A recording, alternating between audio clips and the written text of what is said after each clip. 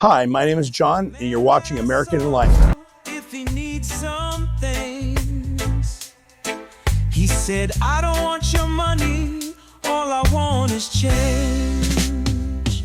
Vince, thanks for coming up from California to come see me. I would say we're going to have a very interesting story today, viewers. Vince, can you tell me a little bit about yourself, where you grew up at, your childhood? Yeah, my name is Vince, and I was legally adopted in Kansas, in Concordia. And I grew up there till I was about 12 years old. And so, because my adoptive mom couldn't have children. And then what was your childhood like with her? It was a hyperactivity, out of control, wild kid and stuff because I really didn't know my place with my adopted family, and I didn't know much about my real family at the time. Uh-huh. So my behavior was out of control a great deal. Were you adopted as a baby or like? I was 5 years old. So you were 5 years old. What where were you at for the first 5 years? When I was born, I was with my real family, and then I got put into several adoption homes. So adoption homes. So do you have any memories of your real family? Very vaguely of things that I had. But what I found out in my adoption records that my mom had me in a closet feeding me chicken bones underneath the door. That's some of the stuff I don't remember. Okay. That's one reason why my mom signed the rights away me before my other brothers. So you actually have other family members through her? Yeah, but I just don't know them at all, or know hardly anybody in my family. Okay. Because she moved to Kansas to have me, because she got pregnant in California, and her husband divorced her because of being pregnant with me. Okay. From another guy. So you get adopted. You're with this new woman. You're 5 years old, right? And you're having problems with ADHD, right? Hyperactivity, that kind of thing. Yeah. What was the between 5 to 12 years old like? It was very rough living because my mom's husband left her and ended up in prison and stuff, and she was forced to try to raise me by herself. So she struggled a great deal below poverty, moving from place to place and being from person to person. Okay.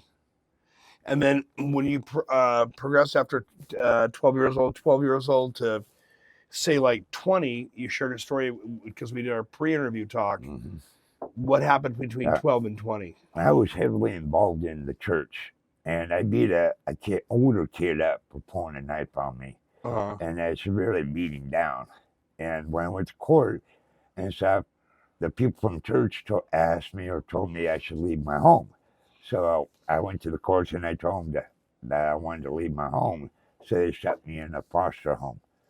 And then from there, they wanted me to be screened at a screening unit for a youth center. And I went there, and so they ended up putting me in 2 youth centers. The first one in Atchison Youth Center, and I couldn't make up love system there, so I requested to go to Boys Industrial School in Topeka, Kansas. And then I was there for 12 months on the lockup unit. And then from when I was there, they did an IQ test on me. Found out my IQ was in the superior range. And all my life, I've been in special ed for slow learners. So because of that, my ego went through the roof. And for a second, I was 16, hormones going into active mode, and I heard about the state hospital being co-ed, like hot dog females. So I actually requested by the treatment team to send me to the hospital. What I underestimated was the drugs is what kept the patients in. And that kept me in the hospital for 9 years, where I was beaten and tortured for 6 years out of 9 by the employees. And which hospital was this? A Larned State Hospital in Kansas. And you were diagnosed with being... That's the funny thing, they could not find a diagnosis for me. They just kept you in there. Yeah. I kind of like a guinea pig for the insurance money. Okay. But the medication they gave me would make my behavior irradical, to where they diagnosed me with everything in the book, but they could never make one thing stick. That's because there was really nothing wrong with me in the first place. In my family history, there was no mental illness whatsoever. And you were saying in the pre-interview that you were restrained. I was in 4-point restraints where they tie you down to a bed for over 50 times. One time for 3.5 weeks straight on my back. And I had an employee use keys like brass knuckles on my face. Which I'm very grateful that he was being nice to me when he did that. Because he hit another patient in the forehead over 50 times with his keys. And when you were in this mental institution at this point, you saw a lot of physical abuse? And extremely a lot. And went through it myself. And it still rings in my head to this day. They told me if I would have messed up one more time, I would have been there for life.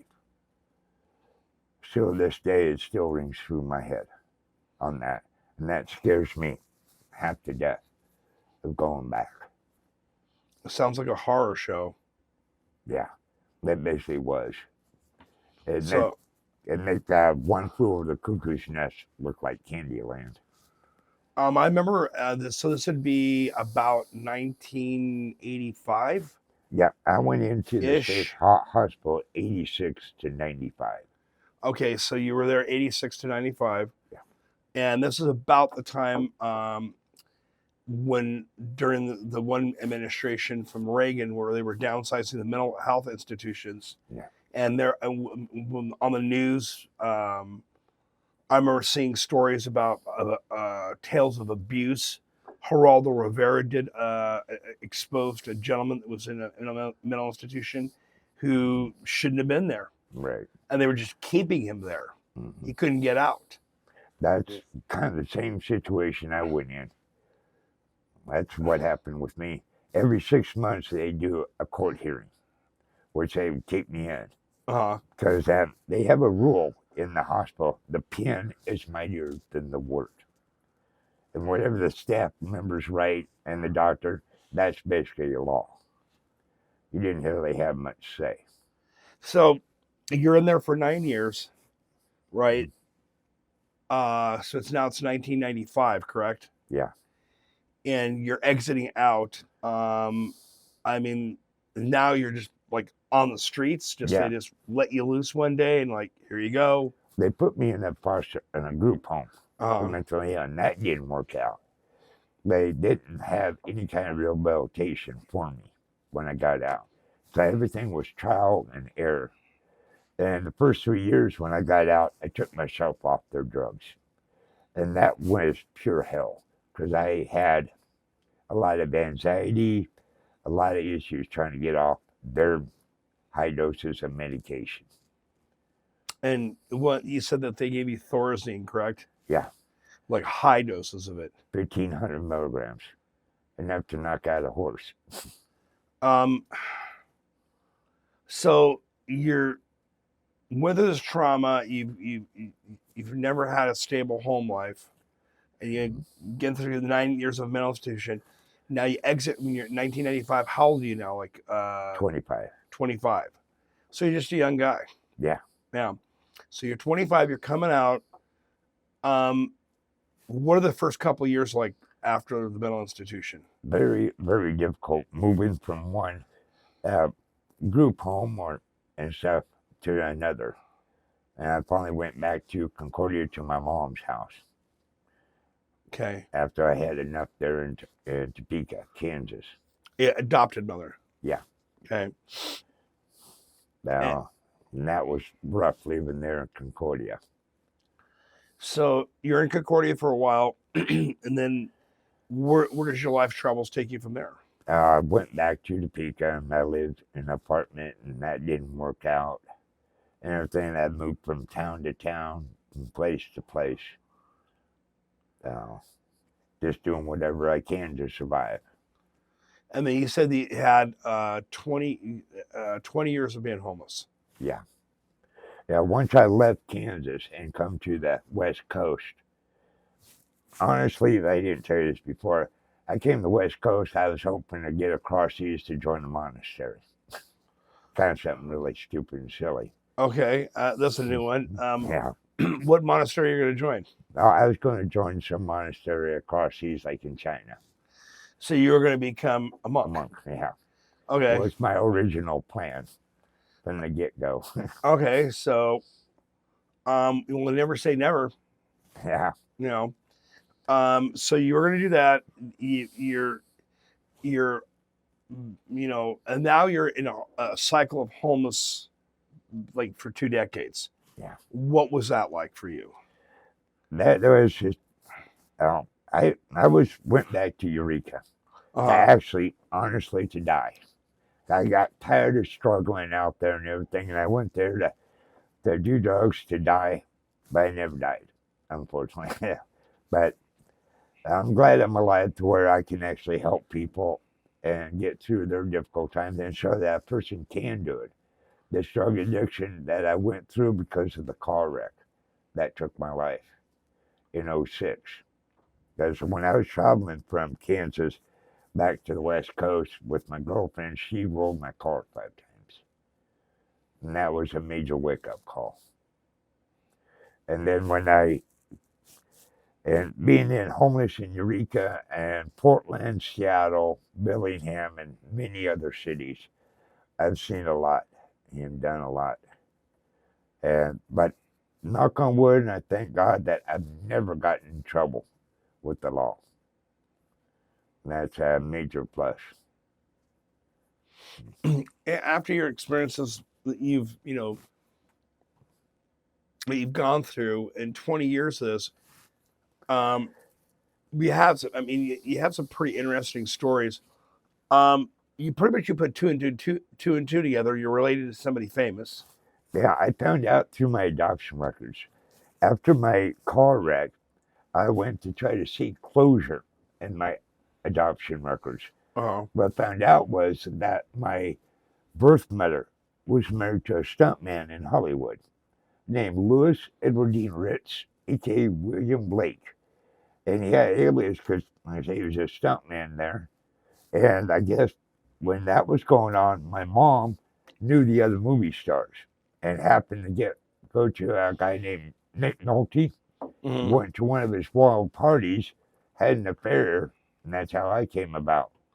And my mom, since she was pregnant with me through Nick, her husband Louis found out about it and divorced her. And then she went back to Kansas to have me because her mom, my grandmother, Carmen Lund, the founder of the Lund Real Estate in Beverly Hills, and stuff, could help raise her and the kids and stuff.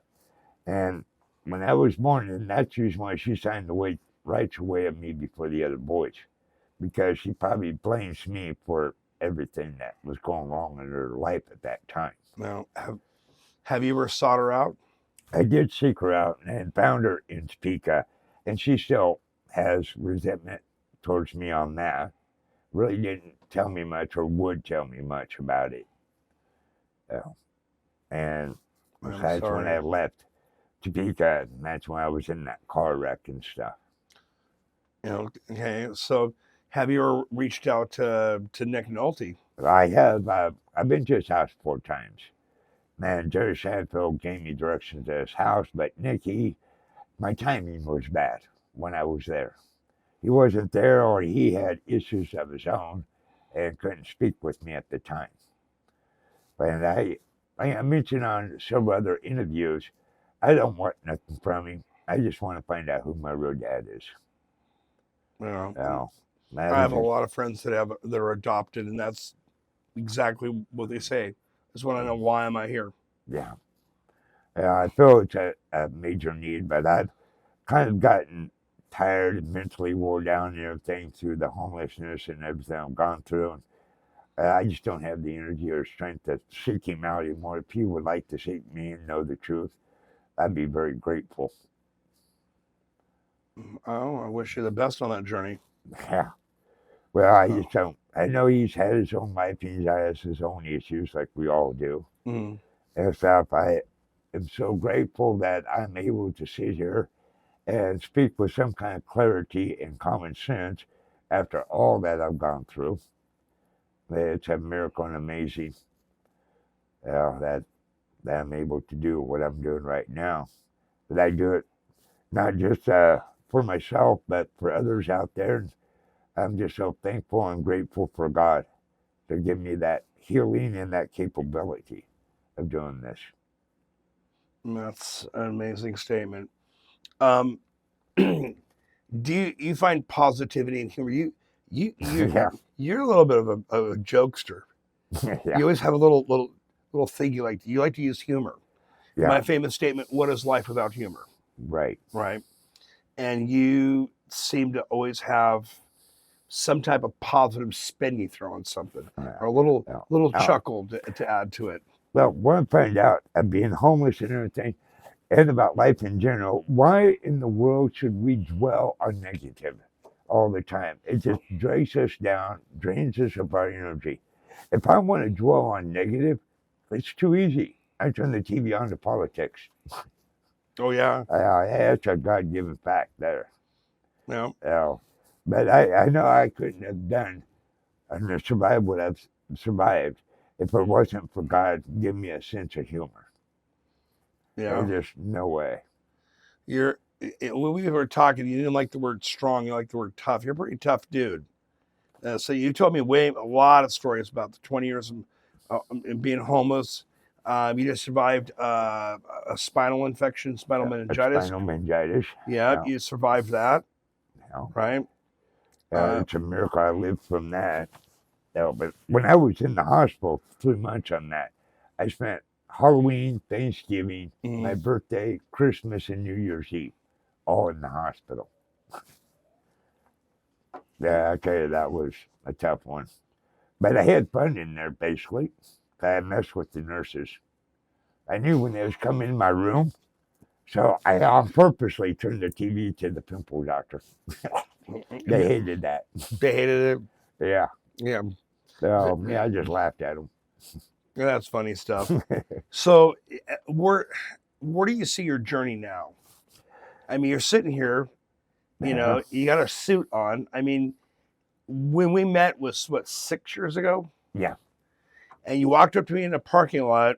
I was on my work truck, and we were doing a job up in Bellingham, and you're all dressed up. And I said, "Look, I'm a hardworking guy. I'm strong. I need a job." And I thought to myself, "Wow, that's like, you know, so like old school American. It's like straight to the point. And it was. I found it to be, and I hired you." Yeah. And you came to work. You worked for a while. Then we started slowing down. Then you went back to Eureka, right? Yeah. And then your travels, and then we reconnected. But at the same point in time, you always seem to keep going. You're like the Energizer bunny on steroids. I mean, you just, you know, nothing seems to stop you. Whether you've gotten yourself in street fights, the spinal meningitis, you said that you got in an altercation with some people, they cut you. Yeah. And that's probably where the meningitis came from. Yeah. And I've done so much work that just how I was able to do it is just unreal. Picking up cement slabs and building steps for the community there in Eureka, and all the volunteer work and rescuing 2 officers. I took down a guy and put him in the scissor locks that broke the handcuffs.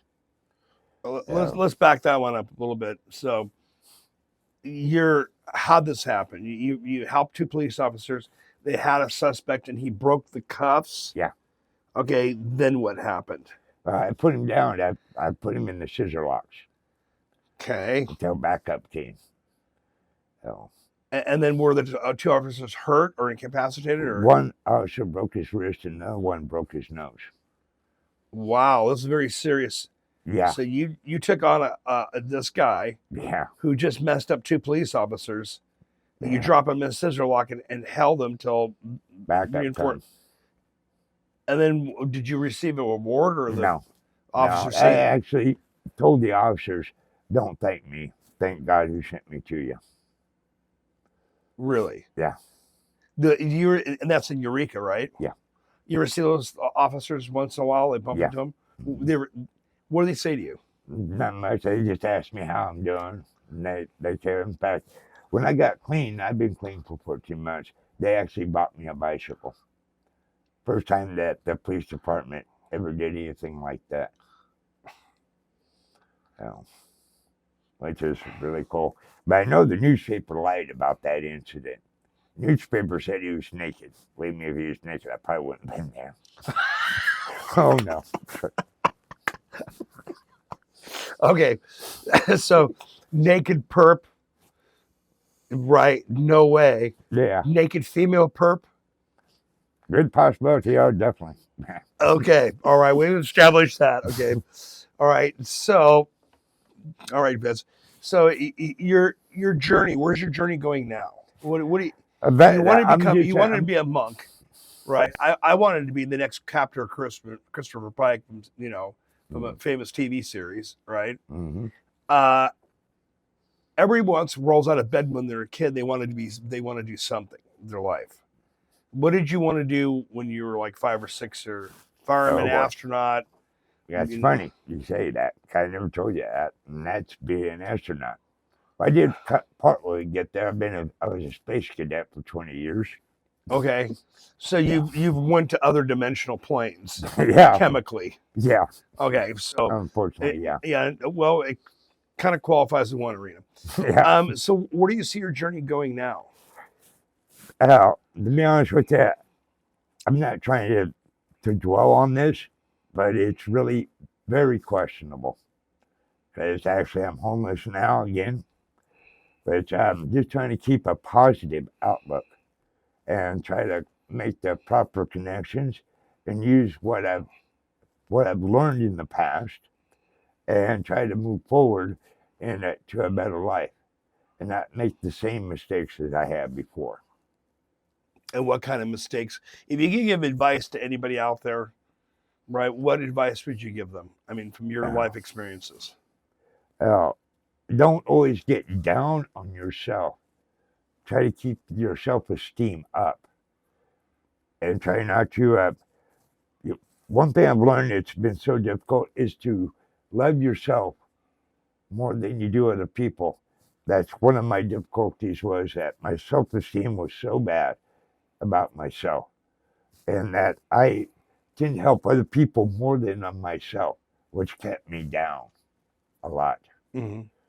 Yeah. Why was your self-esteem down about yourself? Because at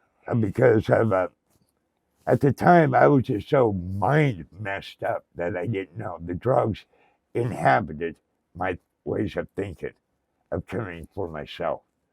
Because I would blame myself for other people's actions. And I can't do that. You can't blame yourself for other people and what they do. Because you got no control on what other people do. You just got control of yourself. And the drugs inhabited me from doing that. Okay, so what we're looking at in America now, from the time you were 25, and the kind of drugs are on the streets. I mean, crank was around at that time period. That's meth. Yeah. Well, we got fentanyl now, right? And you've navigated yourself through the homeless population for 20 years, for 2 decades. Yeah. And you've been in altercations. You've been in street fights. You've helped other homeless people.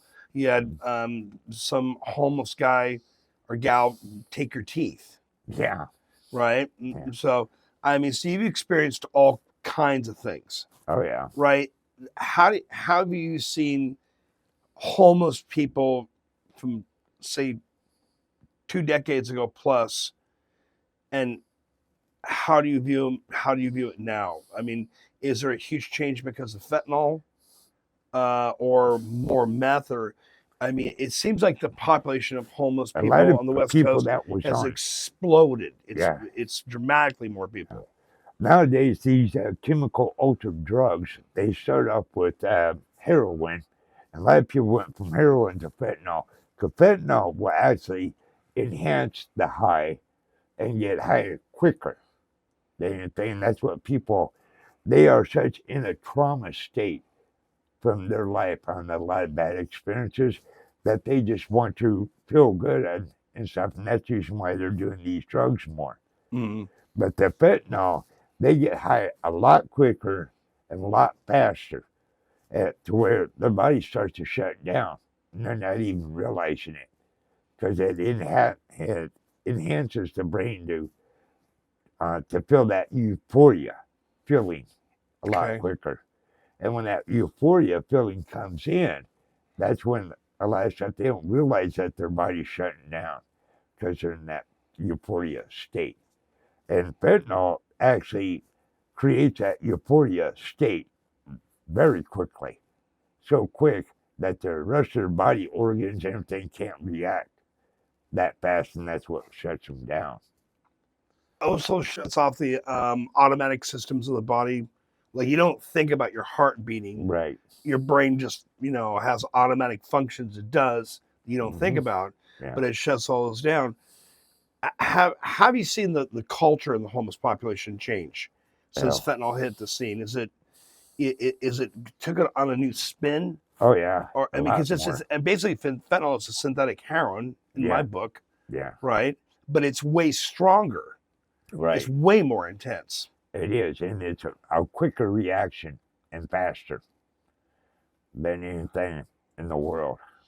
Let me ask you this, right? Okay, you've been on both sides of the coin. You got a good heart. Not, whether or not the dude was naked or not, most people, Vince, would not have jumped in to help those two officers. Most people. That shows valor and that shows courage. Okay. Most people would not have done that. How do you see how to change the homeless situation in America? How do we put the brakes on this? Because the other societies have grappled with drug addiction. China had a problem before the communist revolution with opiate addiction. Mm-hmm. It was very, very dramatic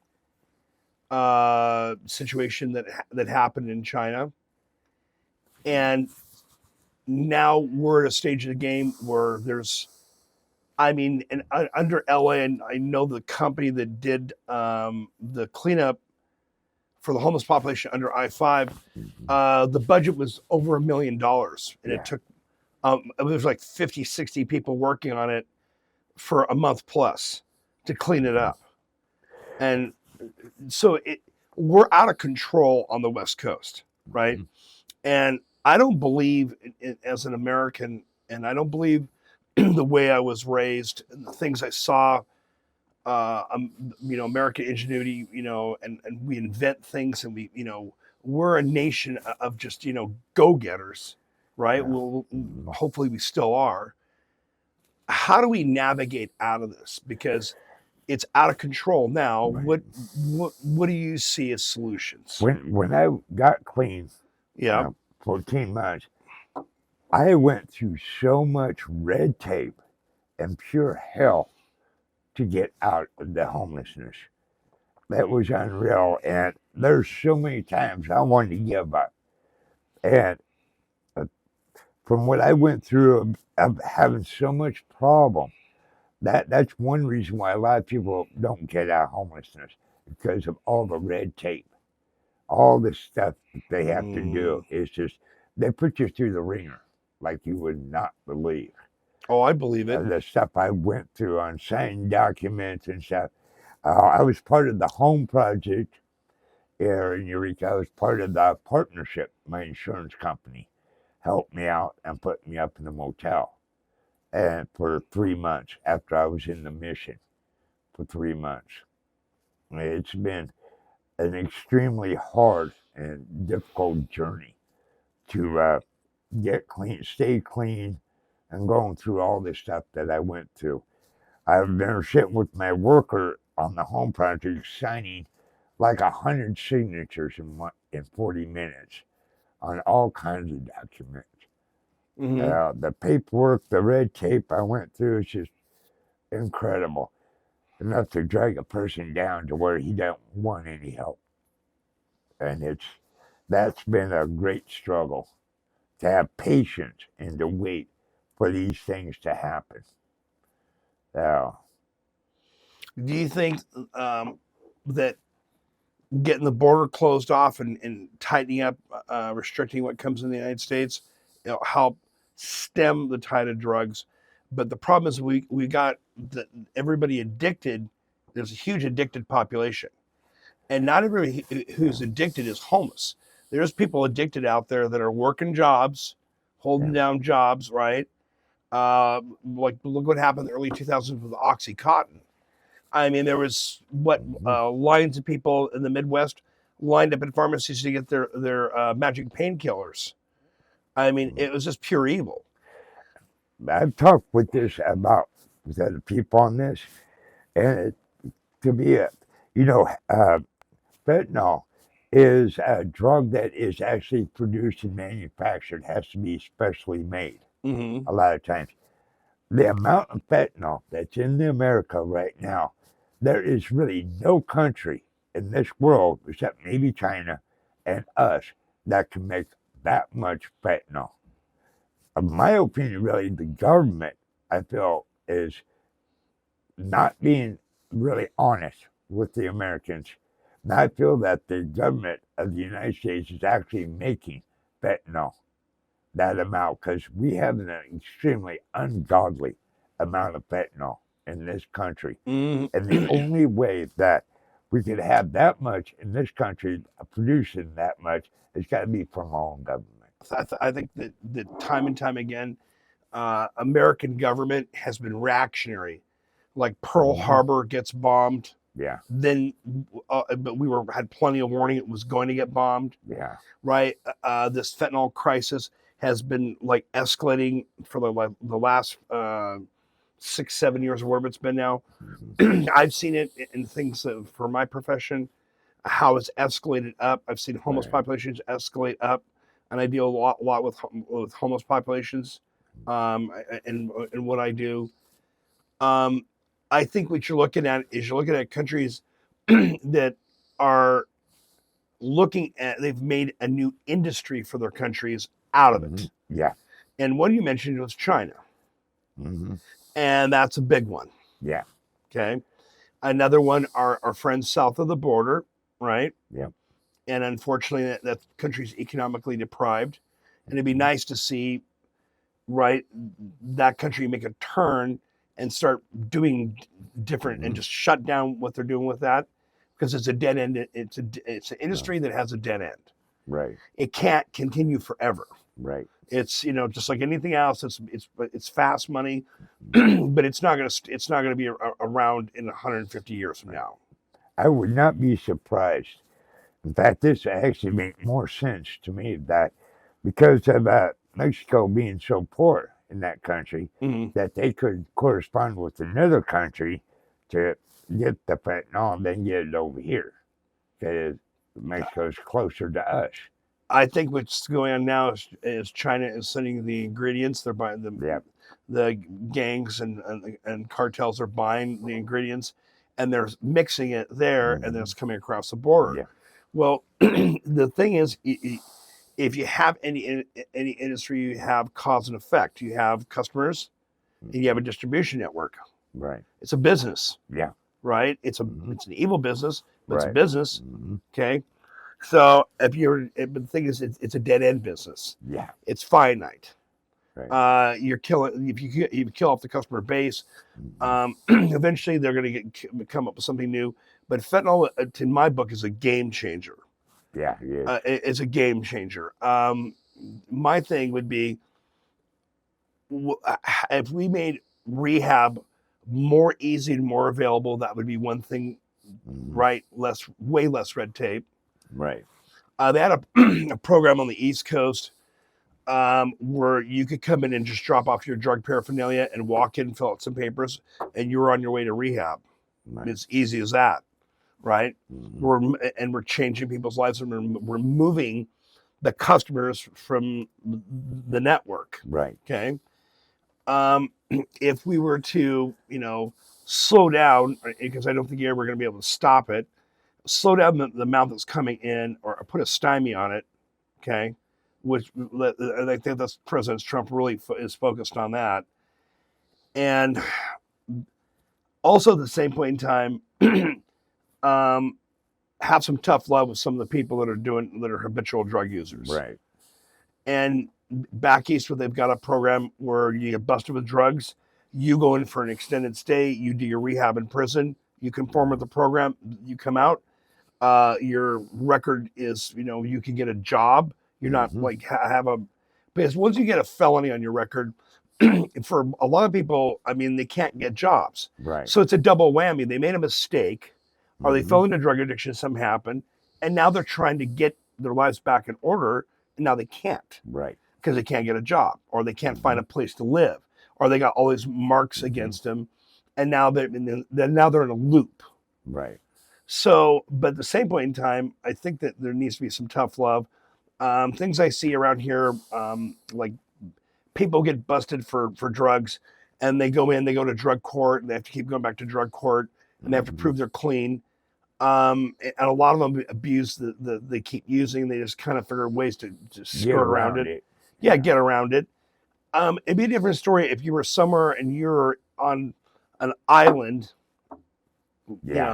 like a prison, an island, a rehab prison. You couldn't get access to it, and you had two choices: stay for 10 years, or do a couple years of rehab.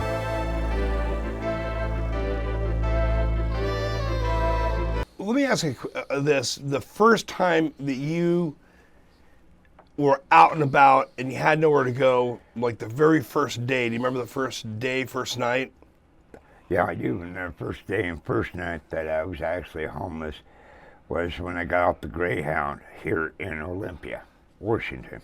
Okay. That was with my girlfriend, and we found a place called Camp Coyote, homeless camp set up in downtown Olympia. Okay. Yeah, is when I first had that. But the actual first day of my homelessness started when I was in that car wreck that took my life. When I got thrown 30 feet and went into brain surgery in La Grande, Oregon, and then flown to Portland to Emmanuel Trauma Center.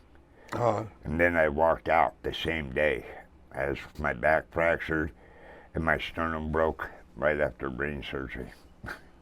What you see is picked up and walked out. Yeah. I walked out against doctor's orders. Just to have the audacity to be able to walk out after what I went through that day of dying. I watched them break my sternum. So when you're in a situation, I've had some tough stuff happen in my life. I mean, breakups of relationships, and it always seemed to be those type of events where I went into transition. Spent some time in the Bering Sea, right? Did some of that. You seem like a survivor kind of guy. Like you could get dropped probably in the middle of the desert and be having coffee with some sheik probably by the afternoon. Yeah. I mean, how do you pull it off, my friend? I'll be honest with you, I really don't see myself pulling anything off. I see it as there's a divine power beyond my control and beyond my knowledge, and that's God. It's like me surviving the 20 years out there. I look back on it, and I really don't see no humanly way possible of seeing how I survived that. Only through a divine power, a whole lot more powerful than myself. There's so many incidents that I can't even account that God or the divine power has stepped in and rescued me without me even realizing it. It's mind-blowing on how many times God stepped in and rescued me for a reason I don't know yet. But I kind of have the feeling it's to be an inspiration to others and stuff. Everything that I've survived, it's got to be through His power, not mine. So, this morning you said to me that if your whole life inspires one person to get clean, and a way to get to this supreme power of God, it's worth it. I would never change nothing if I know I could at least lead somebody to live a better life or to be closer to God. How noble. Well, I'm not sure how I really feel inside. That's the only reason why I feel I'm even alive today. You know what's funny is I watch you. You're one of the most personal human beings I've ever met. I mean, you go somewhere, and next thing you know, you've got the whole room talking to you. So, Now, I have a lot of the Jehovah's Witnesses like talking to me. well, and through the 20 years that you've and fighting, the demons of addiction, right? Yeah, That's come and gone, yeah, right? And you're 14 months clean and sober right now, yes, and congratulations. thank you. Right, let us know how we can help you in some helping to keep you going, right? Whatever you need, okay. Where do you see your journey? I mean, where does it go from here? I mean, you want to help people. Where do you want to take your journey from here? I really don't know. And so I just have kind of go with the flow. I leave myself open to the universe. I'm not trying to stick my nose in the corner and be stuck up. But I want to turn around from that corner and look at the whole universe and not just think that the universe revolves around me, because it don't.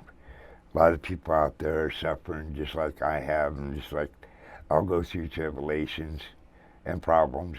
I'm still going through some minor physical problems now, and there's other situations. Even though right now I might be faced with another situation, being homeless again, but I don't try to dwell upon the negative. Try to just move forward, and whatever God leads me to, and whatever opportunities that knock on the door for me, then I'm going to take them if it leads to a positive outcome. I'm not trying to lead myself back down a negative road. But I've got to be careful, because a lot of people, not necessarily scammers, but a lot of people out there have negative intentions, and that's where I've got to pay close attention to and see what is positive out there. Not just for me, but also for me to do something positive, so I can share that positive with others. One of the things that we do, we have a side cast that we do, and it's called Unseen Americans. Mm-hmm. And what it focuses on is like talking to people that are homeless and find out the perspective of like what they'd like to share, how they got there, whatever they'd like to talk about, and possibly what would help them get through the roadblocks where they're at and what they've got going on. Would you be willing to help us out with that a little bit? Oh yeah, because part of the homelessness, a lot of people, is that they really don't have an outlet to express their emotional pain and hurt, and they need to vent. Every person in the world that goes through some kind of a trauma has got to find a way to vent those feelings and emotions out, because with them not venting it and stuff, will lead down a path of the drug and the isolation and the low self-esteem. Mm-hmm. And stuff. I mean, I never realized until about a month ago that one of the areas that I suffer from was the need to be heard. And I thought the person was full of it. And when I heard that, I really didn't think I needed to be. Then they started to explain that when I was a child, being adopted and being an outcast from my real family and stuff, the lack of love and the attention that I did not get when I was a child developed into an adulthood of the need to be heard. And that really opened my eyes on something I got when I was a child that led up to the way I am today. You know, you strike me as a very wise soul, right? In America today, and with the way both parents have to work in the last like 30 years or so, right? Mm-hmm. How do you view? I mean, you've seen people that become homeless. Is there reoccurring things like lack of love at the house, like there's substance abuse in the house, sexual abuse, physical abuse? Do you hear repetitive stories? All the time, yeah.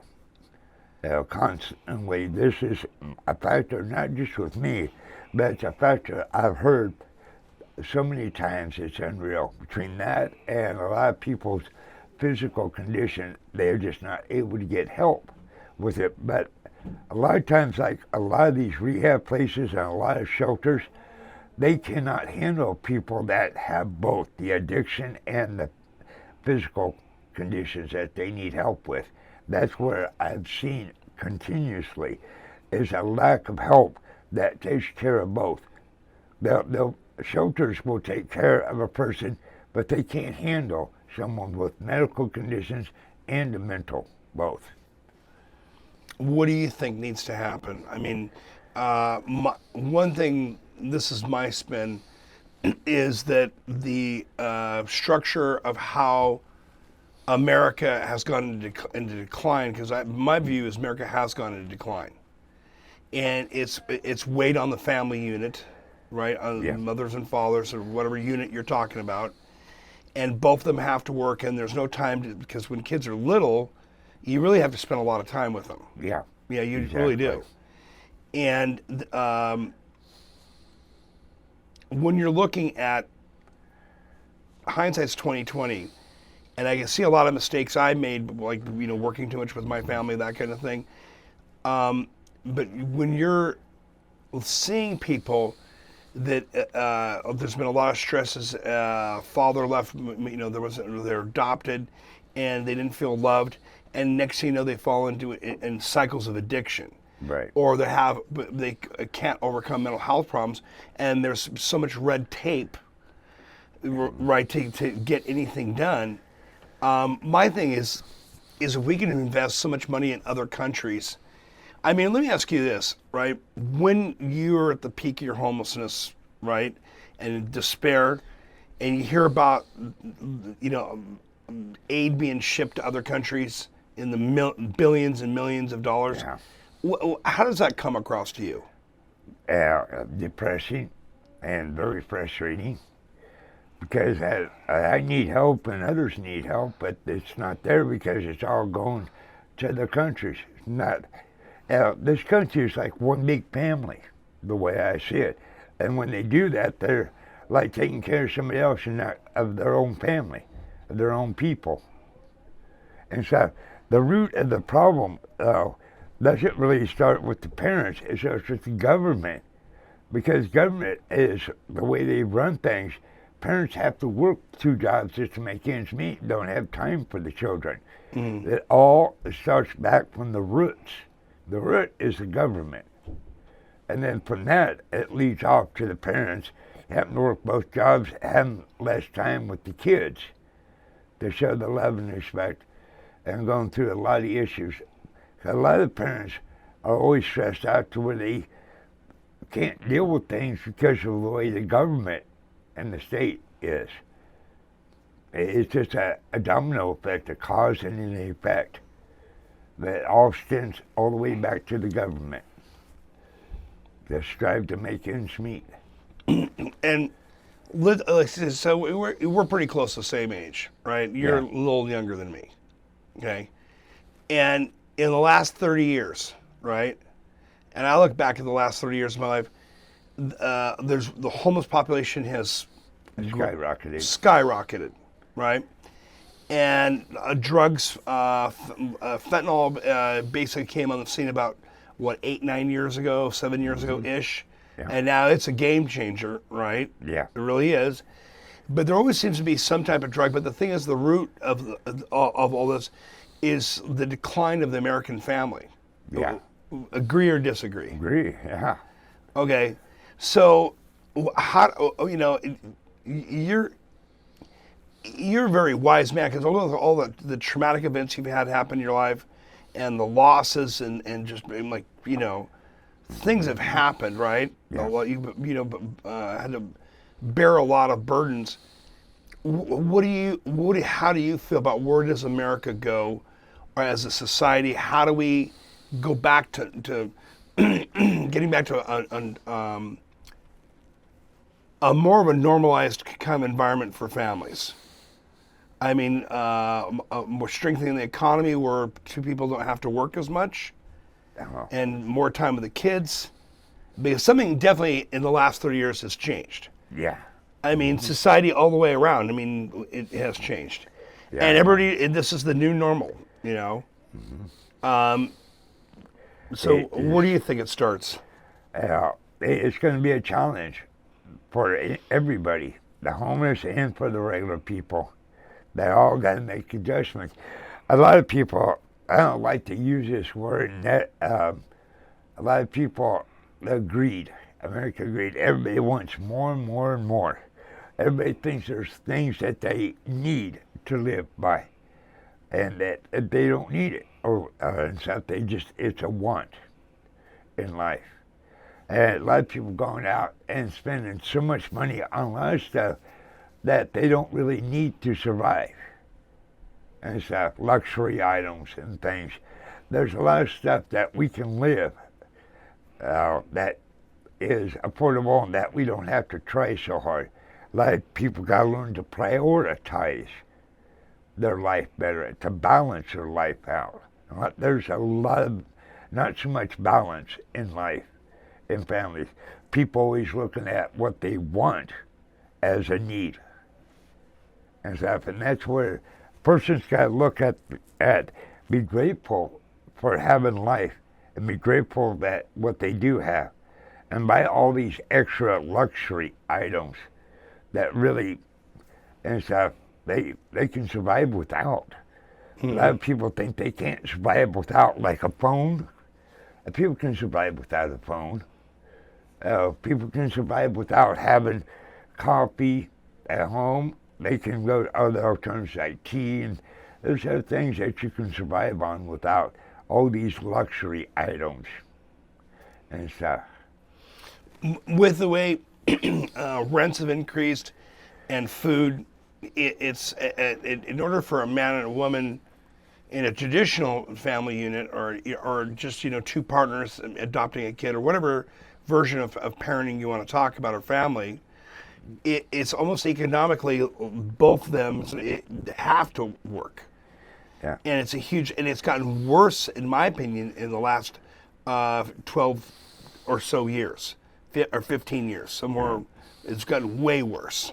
Oh, but trying to fix the problem, it's going to take a lot of intelligence upon just the regular citizens of the people of this United States and world to try to balance out things in their lives, what they want and what they need to survive.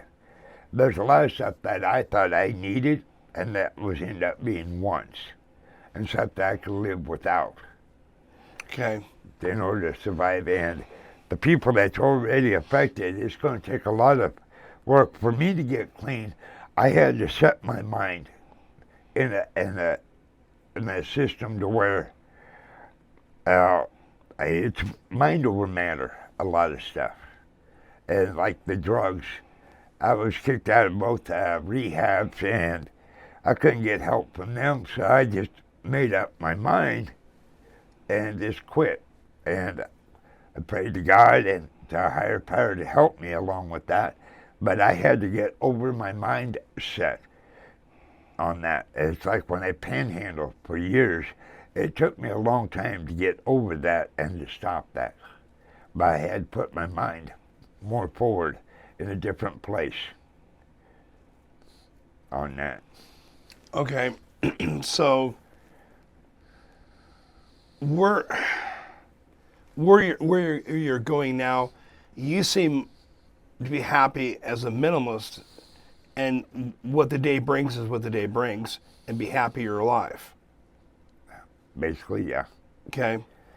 Do you feel that the media and social media, right, because we're bombarded off of our smartphones, how we should be living? Do you think everybody's programmed and told this is what you should be doing?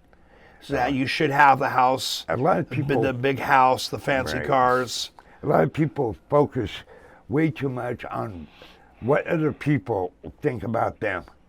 Now, I tried very hard, and it's a struggle every day to make sure that it doesn't matter what people think about me. What matters is what I think of myself, to where I could share that. And if I can't really share that by verbally, I show them by action, by the way I dress, keeping clean, and stuff. Because looking good for myself and makes me feel better at myself, and I can express that to others too. Wow. What do you, and this kind of wisdom you seem to have, has this something has always been with you, or has it evolved over the last 20 years or so? That's a good question. I really don't try to ponder on that too much. Really? Well, I've met a lot of people in my time, my friend, and you're a very wise man. I mean, just how you view life and how, your relationship with God and how you seem to be at ease. Like, okay, well, if this doesn't happen, well, then I know that God's going to bring me something. You seem to be at ease and know that, that you're going to end up where you need to be. Everybody's always anxious and freaking out, and, and the checking account just bounced, and, you're just kind of like, Yeah, I tell you, a lot of that's through my own experiences, and I find that I try not to have that fear in me like a lot of people do. It's like my roommate and stuff that I had that was a professional football player. And if he was, when the COVID first broke out, he was all paranoid and scared and germophobic. And me, I wasn't worried about it. I told him, whatever, we're in God's hands. And stuff, don't let the fear of the COVID take control of you. But he did. And he unfortunately died of that. oh, wow. And I never caught it. Never took the vaccine or nothing. And you've never caught it? Nope. Lucky you. They ain't luckily. I feel it's because of God. I've had it 3 times. It's like when I had 13 of my teeth pulled out at once. Didn't take no pain medicine. I just turned it over to God, and He gave me a gift: sleep. So you just wouldn't get your teeth pulled and went to sleep? Yeah, I slept a lot. Oof. And that just took care of the pain, because you don't feel pain when you're asleep. Well, okay. But it's easier said than done. Yeah, absolutely. When were your so your thing is to help people. I mean, what would be the ideal thing that you'd like to do to help people? Well, I came up with some concepts on new types of building housing, not just for the homeless, but for emergency disasters like the fire down in California. The Palisades. Yeah, and earthquakes or whatever the natural disasters would be. These housing concepts will be extremely cheap and made out of recyclable material and so quickly built. It's unreal. You can build these houses quicker than you can put up a tent. Okay. And like I say, they're extremely cheap. One house out of dwelling would cost probably $100 to make out of material, recyclable. Okay. Is how cheap that would be, and they'd be insulated. So you could draw this out, right? Yeah. And then you want to team up with the agency and then do it. Yeah. Well, let me see if I can help you get that done. Okay.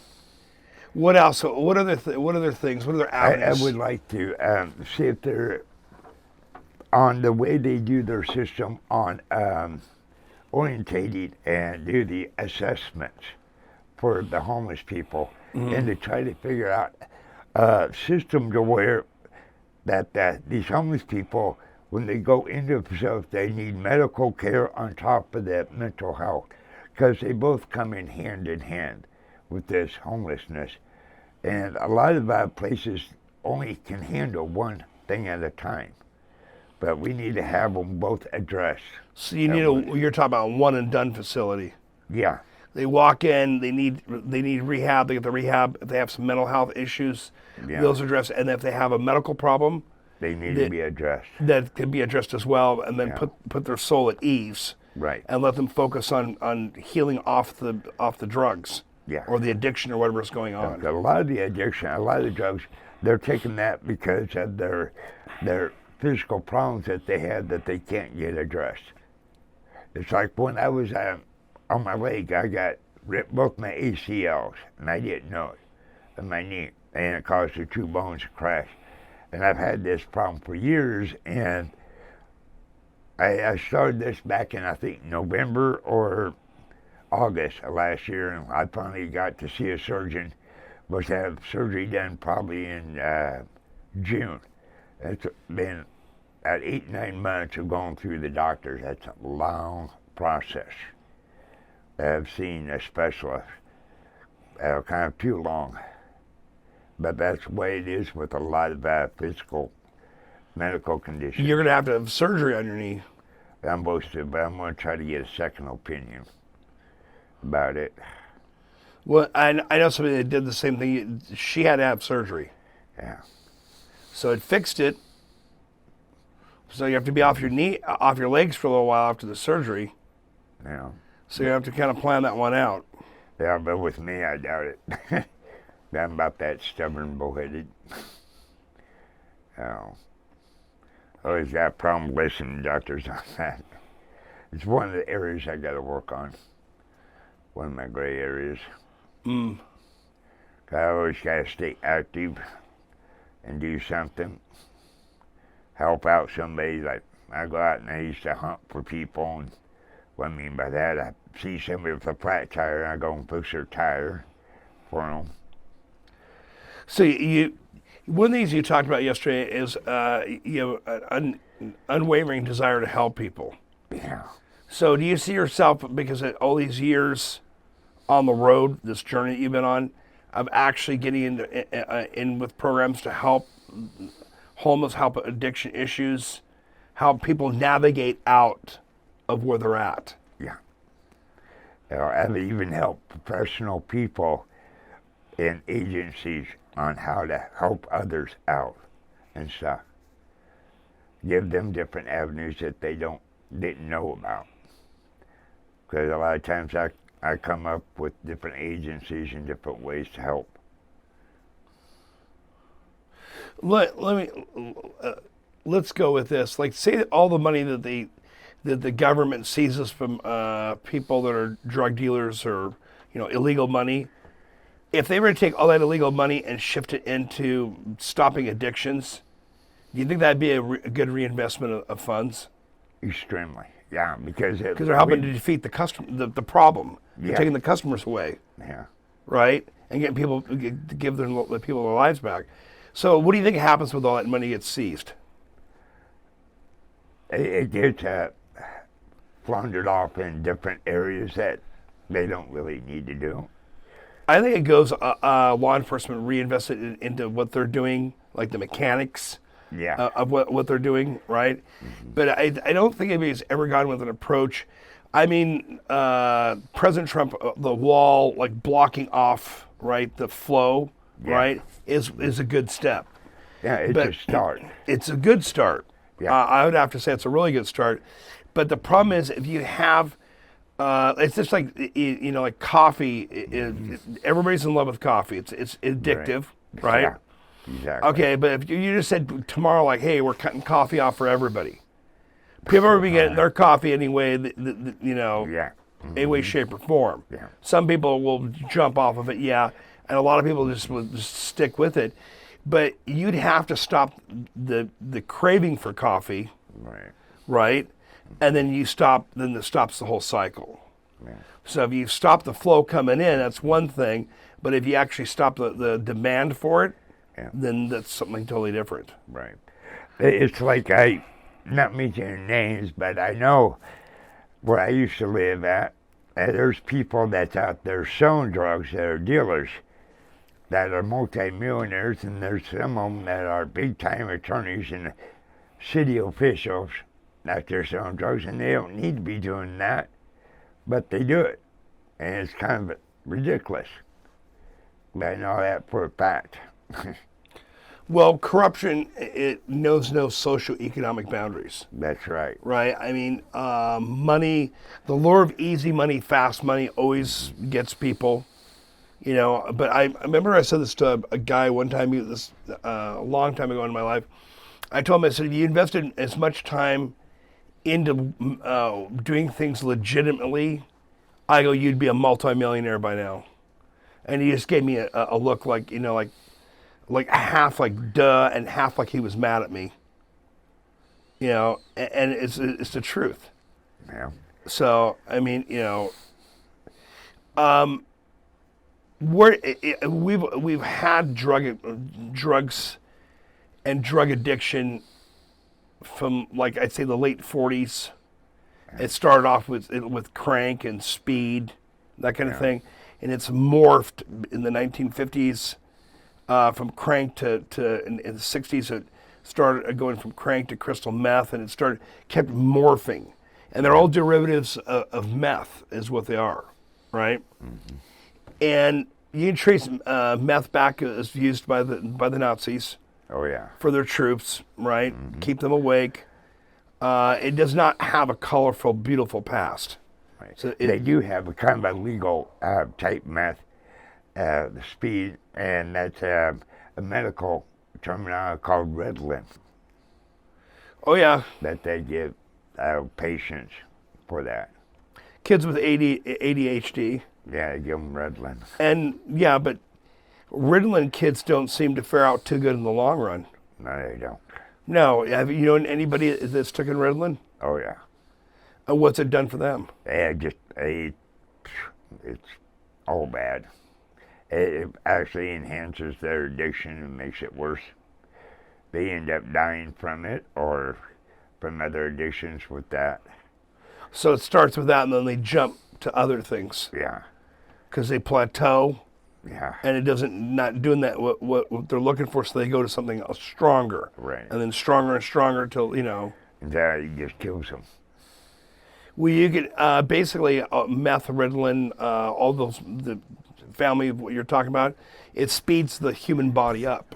Extremely. But the chemicals that's in this speed and Ritalin, there's a lot of bad chemicals that our body shouldn't even have.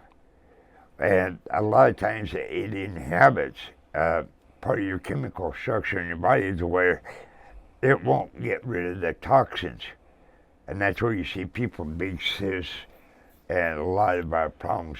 Mm-hmm. Their whole body goes into a septic system to where they don't get rid of that toxin. And that's what's ended up killing them, a lot of them. Are you familiar? There's a drug that's used in Russia and Siberia, and those provinces in Siberia, crocodilia. Yeah, I heard about that. That's even Have you worse. seen any pictures? Oh yeah, that's just unreal. Yeah, it rots them from the inside out to the point where you can see their bones. Yeah, and those people will die or sell their bodies to get a hold of some of it. Oh, Basically what it is, it's synthetic heroin. Yeah, and it's made from cough syrup and basically like benzene, gasoline type products, and it accumulates in the system, and then it causes the body to start to rot, and you'll see pictures of people with straight to the bone. There's flesh just rotted away. Then there's stuff called China white. That's big on the East Coast. Yeah, and China white is an opiate, right? Or a refined heroin. Yeah. Okay, and that's they snort that, correct? They snort it and whatever. Yeah. Or inject it. Yeah. Okay, so and that's a huge problem on the East Coast. Out here on the West Coast, meth is very prevalent. Yeah. In the Midwest, East Coast not so much with meth, but China white all over the place. Yeah. You ever heard of, like, this is the East Coast kind of thing too, cat? That I haven't heard of. It must be a new one. That's just it's been around. It's a drug that's from Ethiopia. If anybody watched the movie, I do believe it's called. I think the movie is called. It's Tom Hanks in it. they get Somali pirates come aboard, and the Somali pirates are chewing on these green leaves, and that's cat. And then they start running out of cat, then they start going through withdrawals. Oh, wow. And it's another addictive type of substance, right? Keeps them jacked up, right? Keeps them going, that kind of thing. So in America itself, do you think we'll always will have drugs or the need for drugs, or do you think we could start by changing, because I don't think we can cure the drug problem. I think it would take 2 generations or 1 generation to make a huge change, because you have to start with kids at the beginning of their lives. Yeah. But basically telling kids to say no to drugs is not going to work. No. You have to give them the reality of what drugs do in the long run. Mm-hmm. If you're getting addicted to drugs, you can just take that idea about being a school teacher, a politician, or astronaut and throw it out the window, because this is what it brings destruction in your life. Yeah. Right? One of the things that they're talking about doing is bringing prayer back to school. That would be good. I was going to ask your opinion on that. That would be awesome. I remember one thing that helped me out when I was in school is that when we stood up and said the Pledge of Allegiance every day. I agree. But why do you think they took the Pledge of Allegiance out of school? First, it started with prayer. Yeah. Because not everybody's Christian, right? Right. Okay. And it was making some kids feel uncomfortable, and civil liberty people were all over that. But what about the Pledge of Allegiance? That's not a religious thing. No. So how do they manage to get that out of schools? I don't know, just something totally ridiculous. Yeah. And do you think that by having prayer or some type of like, I believe the kids going to school now should say prayer in whatever way they want to do it. Yeah. If they're Christian, say it in a Christian way. If they're Islamic, say it in an Islamic way. Right? It's both the same God anyhow. Yeah, right? That's right. Yeah, whether people like or want to hear that or not, and then and Jewish say it in their way, and right? People think that people that worship Buddha, a lot of people think that when people worship Buddha, that Buddha is a god, and people that worship Buddha know that Buddha is not a god. It's just a good Samaritan that did good, and they're just giving them praise for it, but they're not worshiping them. It's just a remembrance from what good they did, so they can actually carry on and do good themselves. But a lot of people don't understand about Buddha. But rolling back to the thing with the schools, giving kids some type of a moral compass early on, or some type of a focus, right? And introducing God into their lives, whatever God they worship, right? but saying Pledge Allegiance, that's not a religious thing. That's just that's about, hey, you're an American. Yeah, that's right. And this is what went in to make America happen. There were a lot of people died in millions. I don't know, millions. There's an astronomical sum of men and women that gave up their lives to make sure we stay free. Right. In other countries, they have surveillance systems, right? And these are ones you're probably buying most of your goods from, right? They have surveillance systems that they actually watch their people through facial recognition. And if they don't earn enough social credits, they can't ride the bus. They can't get services, right? They can't, if they say something against the government, they go to prison. Yeah. Okay. I'm pretty sure I'd get locked up for what I'm doing here. Yeah, if you was in that country, definitely. Yeah. 100%. But at the same point in time, people don't realize just exactly how many freedoms we do have. We all whine about the government and this and whine about that, but when you really look at it, compared to other countries, we're living pretty good. But America has morphed and changed in the last 30 to 40 years, and there's no doubt about it. And it has not changed for the better. Young people should not be starting off their lives and having a child, in their early 20s or whatever age they choose, and both of them have to work, and the mother's stressed out beyond belief because she has no time with the child, and the guy's always kind of working, and there's no time for there's no family unit. Right. It's more like the unit is all the trauma and all the nonsense that's on the media, whether it be on TV or the phone or whatever, and that's really warping out the children in our society.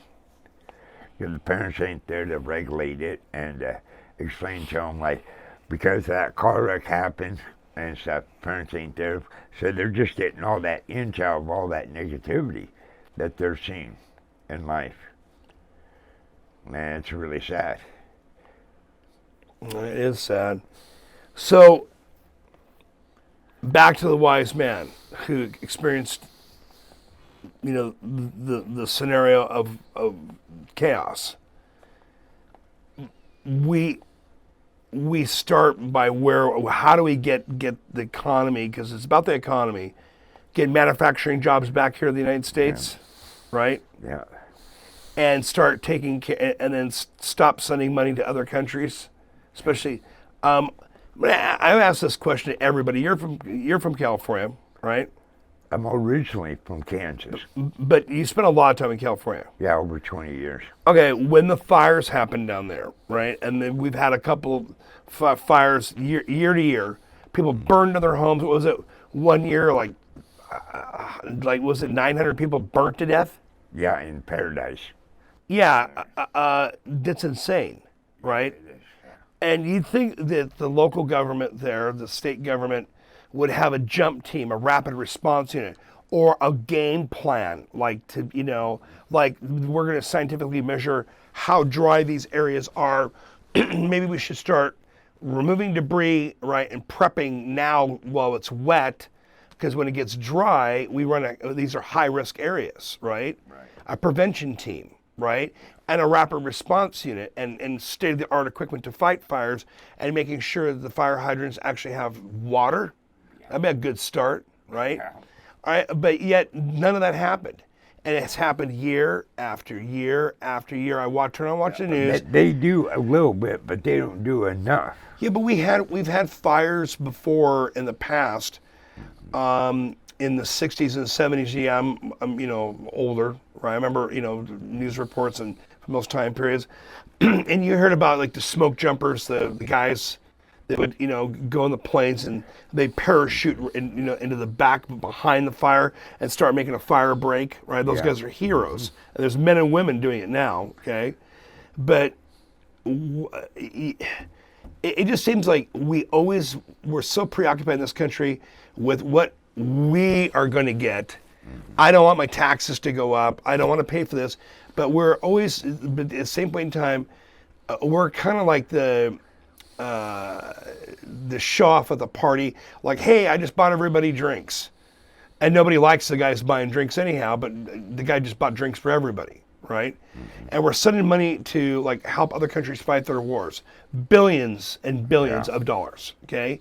We're sending money over to countries to help, feed, kids and what have you, which I believe in, right?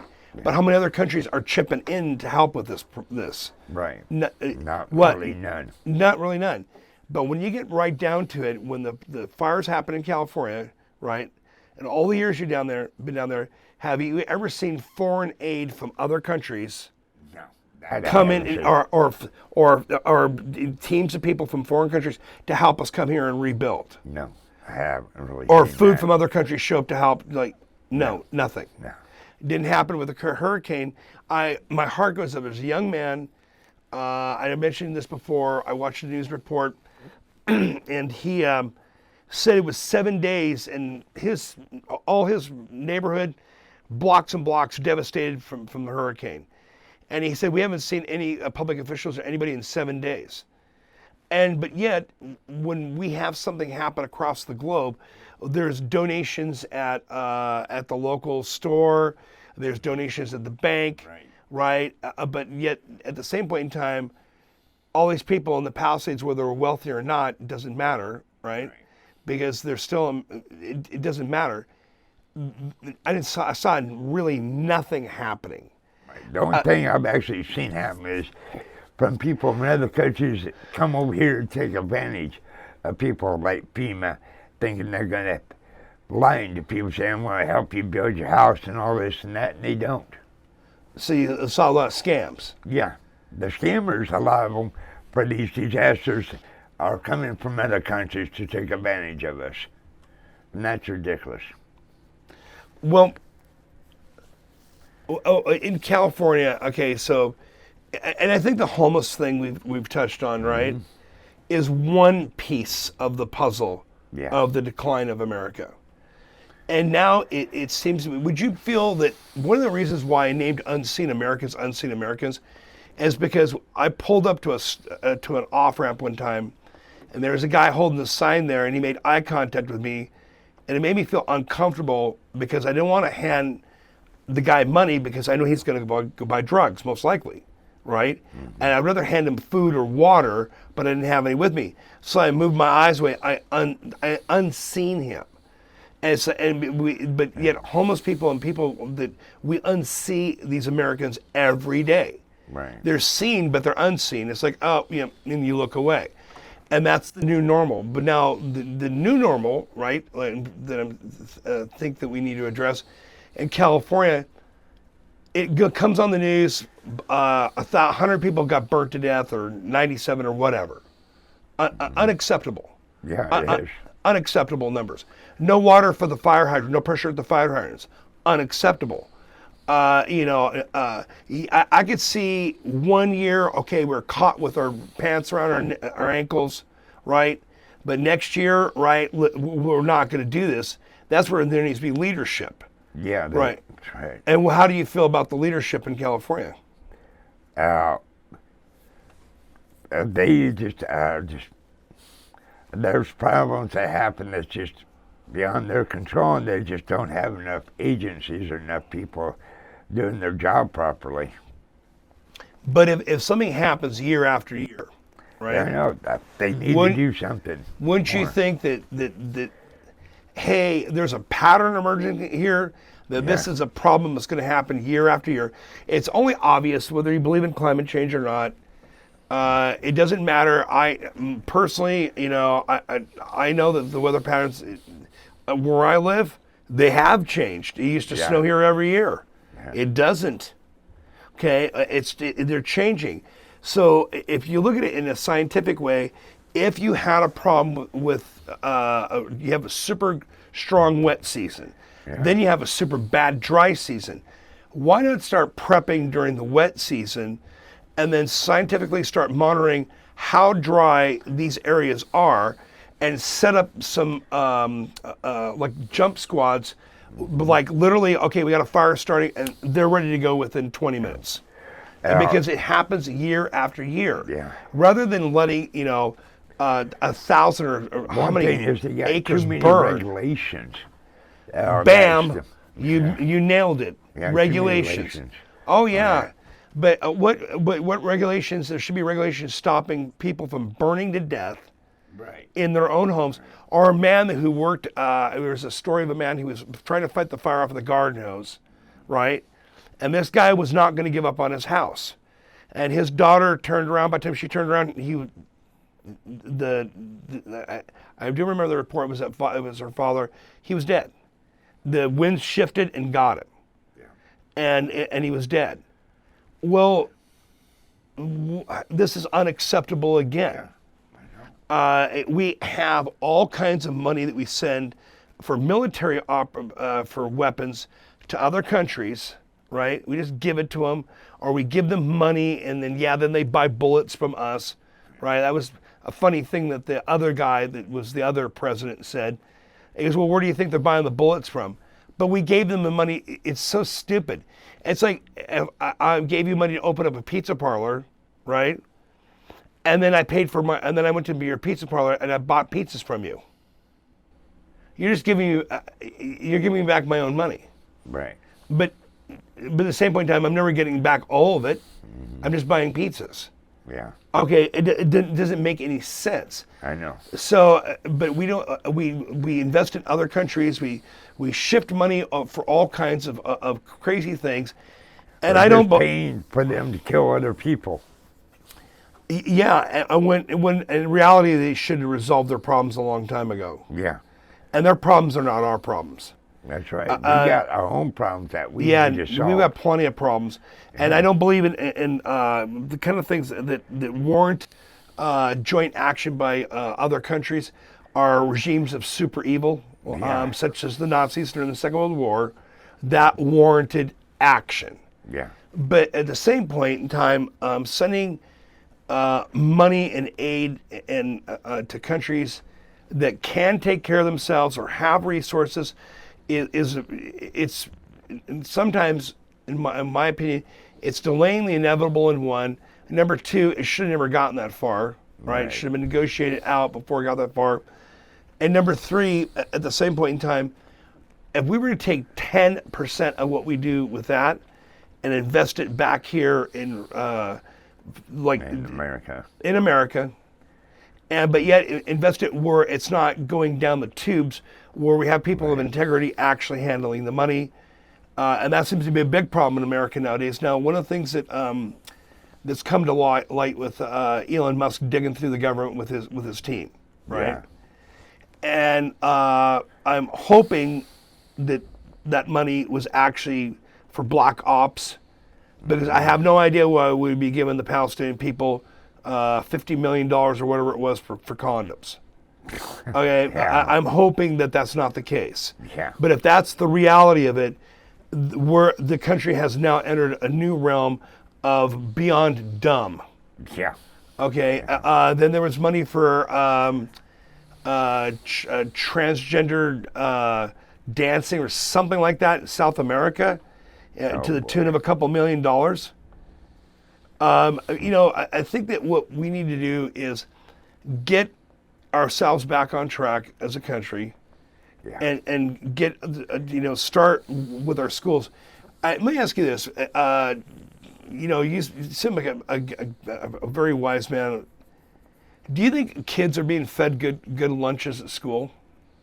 Is it nutritious? I really couldn't comment on that because I really don't know. It's something that I would have to see, and personally, in order to make a comment on that and stuff, I really haven't done very much exploration in that area. Okay. And stuff, so I really couldn't comment in an appropriate How do you think way. Americans in general are eating nowadays? Oh, I see a lot of people overweight in America, like splurging on food and not taking care of themselves properly. They need people need to balance things out more in life, and not just what they eat, but on how they live, and be more grateful for what they have. But everything's just so unbalanced within the people, within the government and the state.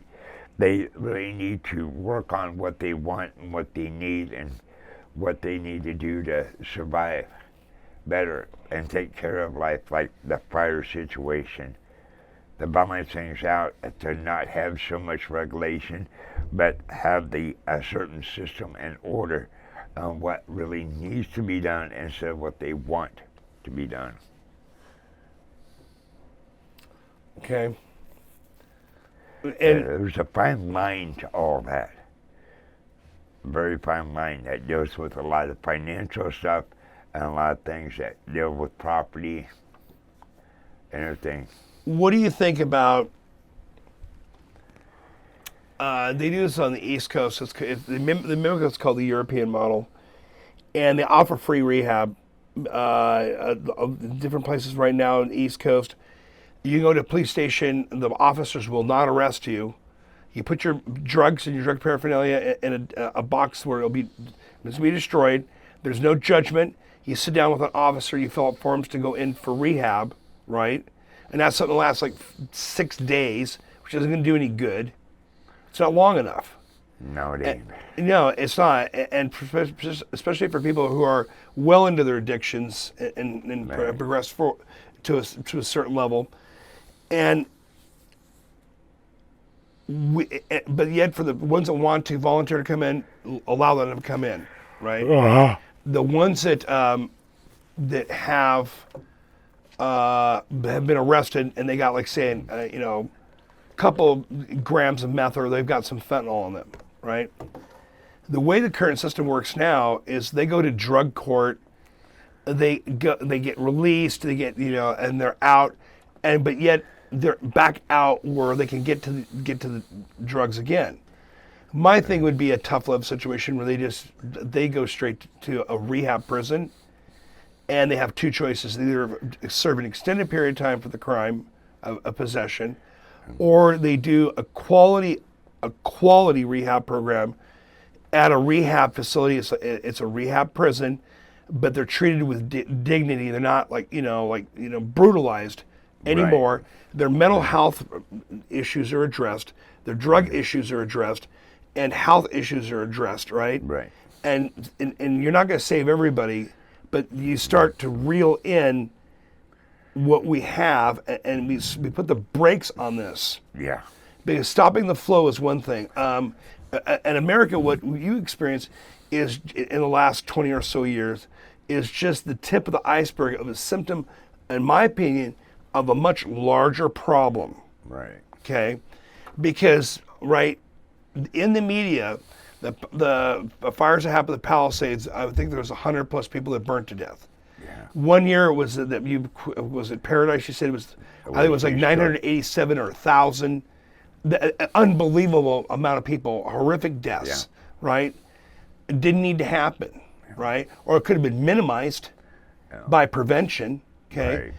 Right. It didn't need to we don't need to be caught with our caught off guard every time. We are now experiencing advanced addiction issues in America, resulting in massive skyrocketing homeless problems. Right. We have inept systems. We can't even put out fires. We can't get water to the fire hydrants. I know. Right? And then everybody's like, and everybody's got all these excuses of why it didn't happen. Well, it's no big shock that if you're going to build in a canyon and you're in an area or you're encroaching into wildlife, that there's patterns that nature has formed over hundreds of thousands of years. Fires are going to happen. Yeah. And if you're built in those areas, then there has to be some type of a preventive. We have earthquake codes. Yeah. Right. Why not? And a lot of people are like, well, all the fires that happen down there, all the insurance companies will pay for everything. Well, I got news for you. They're not. I know. Yeah. They're not, because the fires came from the outside in. Mm-hmm. They're not covering it. Right. 85% of those houses, according to what I saw in the media, those houses are not going to be covered. So you're talking about families that are now bankrupt, or if they have the funds, they can dip into money that they have and rebuild. But why everybody's paying taxes to the nth degree in California? Right. Why isn't there action? Because it's not. What I'm getting at, year after year, you experienced homelessness. Yeah. And the government seen the situation and then unseen it. That's why I call our team that goes around and interviews with the homeless unseen Americans, because you unsee it. Yeah. You're right. We have a problem right now with these massive forest fires. Whether or not you believe in climate change, it's reality. It's happening. Yeah. Okay? Just people like have the homeless and everything. Yeah. People just overlook it, thinking that the problem's going to go away, and it's not. It's getting worse. It's the new normal. Yeah. And it's not. It shouldn't be the new normal. It's unacceptable in America. Yeah. It's totally unacceptable. Not in this country, because we have enough places to house people that's already out there. That's the first step. Yeah. But the second step is actually addressing the problem and putting the brakes on the problem and stopping the problem. Right. Okay? Because back in the day when we were kids, remember a lot of people that are out there's different types of drug people. They got the users, got the dealers, and then the other suppliers and stuff. And we take away, we get people that are using, get them the treatment, but then we got the dealers. Dealers are the ones that should be put in prison. And then the users, the treatment, there's a difference. The people that are using, the dealers and stuff, especially don't have any caringness for anybody. They're just in for themselves to make a buck. Those people should be locked up and thrown away, the key. And the people that are using those ones needs to be treated. Yeah. You see what I mean? Yeah. Because those people that are the dealers and the suppliers for the dealers, those two types of people should be locked up. You've just watched American Enlightenment. Thank you for watching. My hope is to ignite minds and bring unity through thought. Taking pills to numb the pain. The sea of bodies sleeping one over the